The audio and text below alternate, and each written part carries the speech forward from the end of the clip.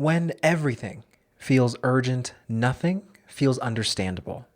You scroll, you read, you listen, and somehow you're more confused than when you started. You're not uninformed. You're overexposed to narratives without context, conflict without clarity, and conversations designed to make you choose a side before you even understand the issue. This show isn't about telling you what to think. It's about slowing down the noise just long enough to ask better questions. I'm Quiver-Arnold, and this is Context, Not Chaos.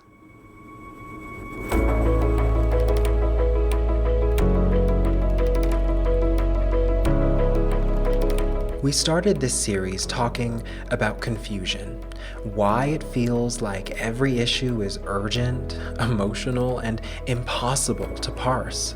Over the last 6 episodes, we've explored several things: the noise of information and the power of language, the difference between systems and individuals, how identity shapes the stories we tell ourselves, how social belonging can either open or close our minds, and why trust is the invisible filter for understanding. Well, today we're bringing it all together because understanding our world doesn't happen in pieces. It happens when we see the patterns connecting people, institutions, and the stories we tell each other. Let's slow this down. Across the season, we've seen a pattern, right? The way information is framed shapes perception, but it's not just about words. It's about who's using them, in what system, and to what social end. Episode 2 reminded us that words carry frames. Episode 3 explained that collapsing systems into individuals makes complexity personal and confusing. And episode 4 showed how identity hijacks both language and understanding. The takeaway? Information alone doesn't shape perception. It interacts with the structures around it and the identities of the people receiving it. That's why headlines can feel chaotic despite accurate reporting, and it's why disagreement escalates so quickly. Episodes 5 and 6 explored what happens when evidence meets distrust, and we learned several things here. The first being curiosity, safety, and belonging work together to shape whether people engage with new information or retreat into certainty. Next, we learned 2 things. Science isn't inherently untrustworthy because people trust the process, but what they often reject are messengers, institutions, and opaque systems. Because trust is the lens through which information becomes meaningful, and without it, even the clearest data lands as noise or worse, threat. It's not enough to understand systems, identity, or trust in isolation, because people exist in networks, families, workplaces, online communities, neighborhoods. The patterns we've traced throughout this series show that social context determines how we process information, negotiate disagreement, and make sense of uncertainty. Simply put, people aren't irrational. They're relational. I want to say that again. People are not irrational, but they're relational.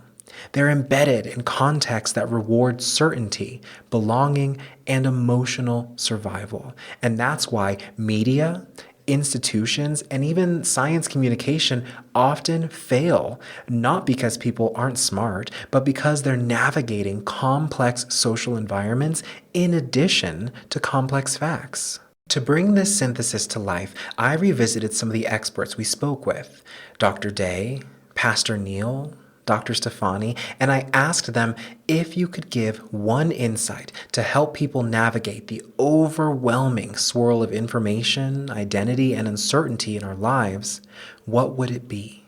Here's what they had to say. There's a quote that I like to live by.